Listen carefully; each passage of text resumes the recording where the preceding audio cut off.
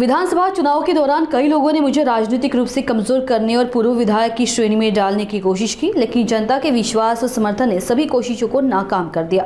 ये बातें राष्ट्रवादी कांग्रेस पार्टी अजित पवार गुट के माजलगांव विधानसभा क्षेत्र के विधायक प्रकाश सोलंके ने एक कार्यक्रम में कही। साबळे सर या ठिकाणी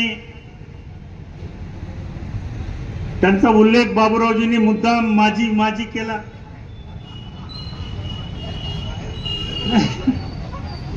पण एवढा भर माझीवर द्यायचं कारण नव्हतं।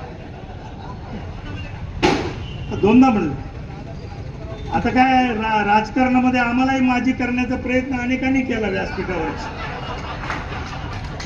पण काय जमलं नाही। अच्युतरावजी राजेश घोडे आमच्या बरोबर होते, परंतु हे सगळे मान्यवर इथं बसलेले तिघ जण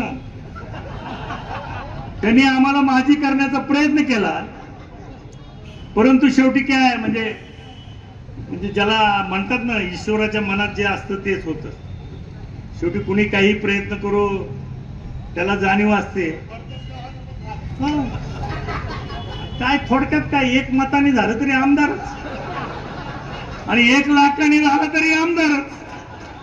त्याला काय, त्याला फरक नसतो, होणं महत्वाचं आहे। या मतदारसंघातल्या जनतेनं 5व्यांदा मला आमदार होण्याचा मान दिला, हे बाबूरावजी सहजासहजी घडत नाही, हे तर मान्यच करायला पाहिजे।